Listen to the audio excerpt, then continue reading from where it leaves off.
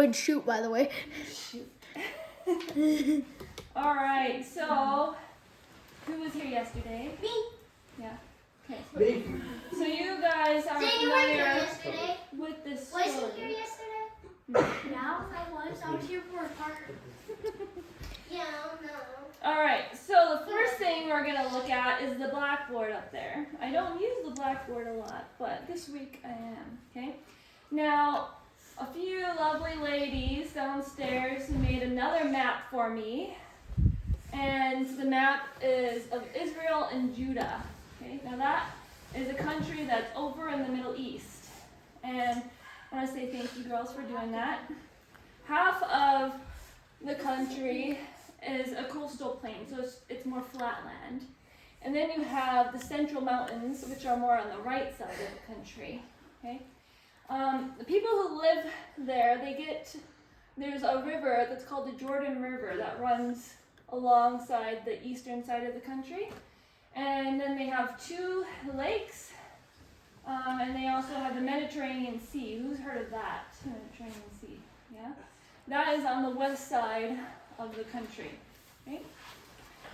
Now, Israel, the top part of the country, so they were attacked years and years and years ago by a country called Assyrian. Okay? So I have that in red. And then Judah, the southern part of the country, they were attacked by Babylon. Okay? So you have the Assyrians and the Babylonians. And they were enemies of God's people. Okay. They did not like them, and they wanted to take over, to take control. And the Lord allowed it to happen because the people who were living there were becoming very violent people and committing all kinds of crime toward one another. Okay? And God said, hey, I'm warning you.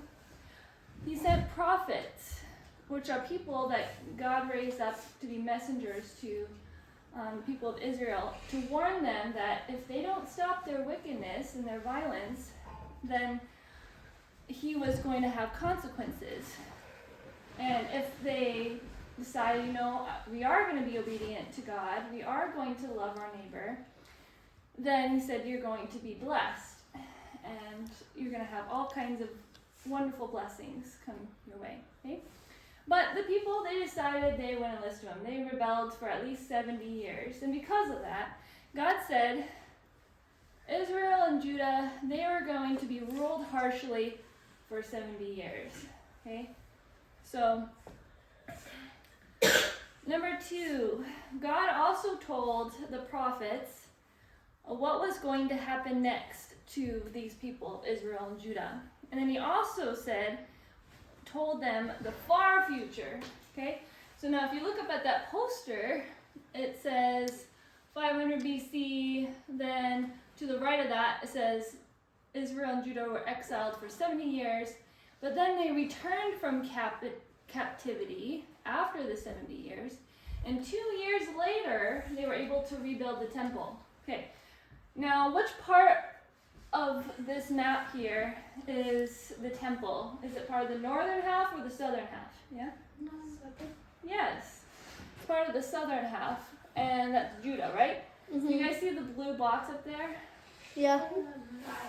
Yeah, it's on fire, because what happened was when the Babylonians came and attacked Judah and took a lot of people captive, they burned down the temple that Solomon had built years before. Okay? And then they also broke down the walls that surrounded the city, which was the city of Jerusalem. Okay?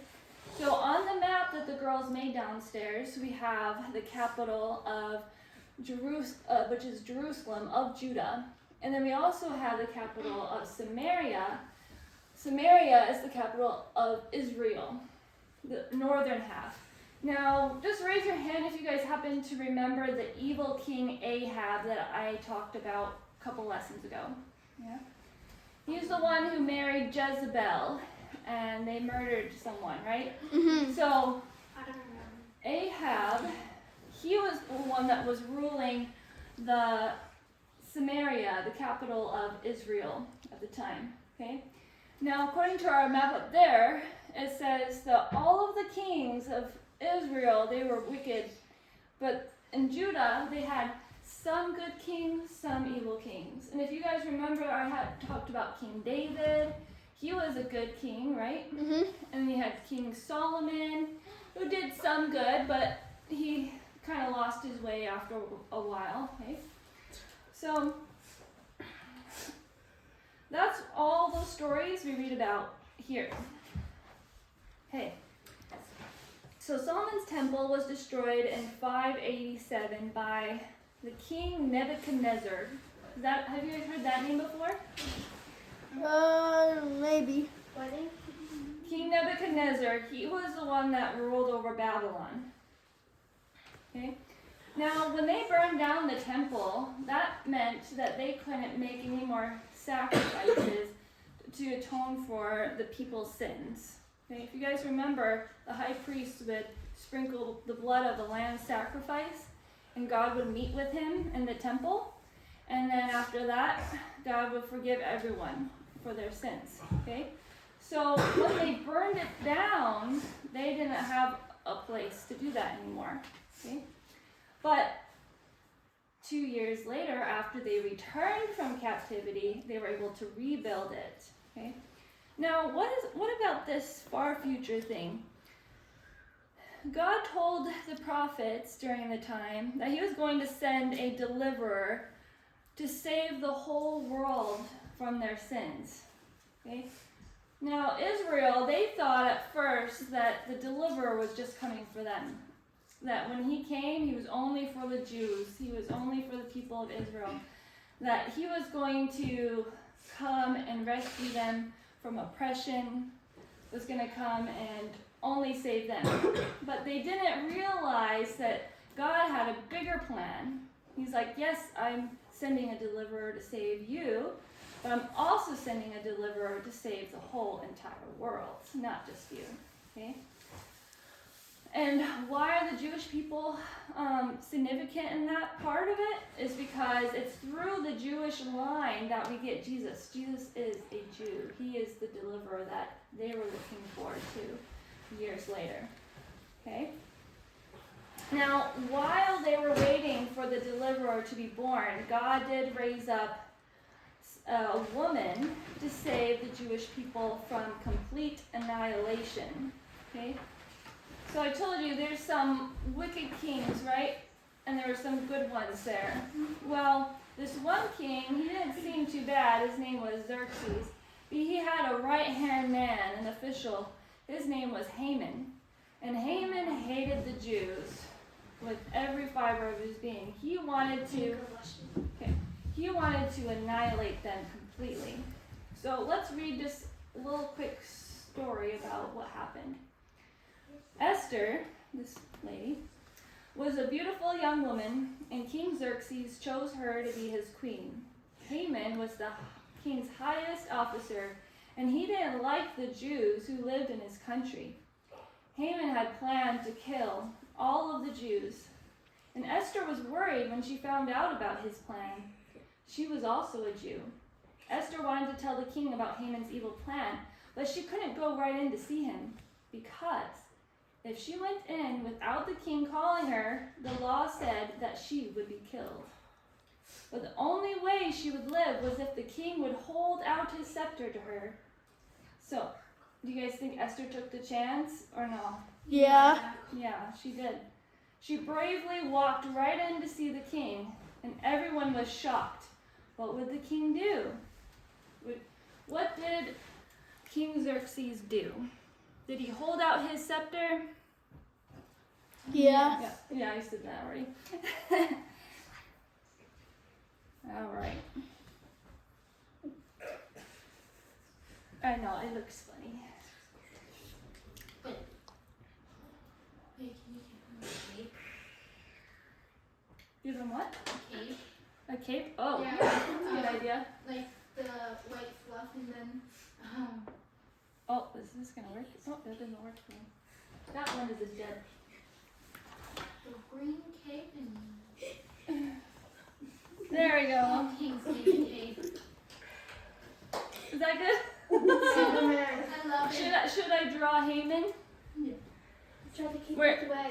Put Haman here maybe? Yeah, he's like, oh, mom. He's not happy because he put out his scepter, which means he pardoned her and she was not going to be killed. You try not to tell. And he was not happy about that. Alright, Yeah, so eyes. what would the king do? He lowered his scepter to Esther and she touched it. When Esther told the king about Haman's evil plan, the king had Haman killed. Do you guys remember how he killed Haman? I Yeah. mentioned it yesterday. Haman has no eyes. Yeah. How did he get killed? He was killed by getting hanged. Yes, he Like, got hung. Yeah.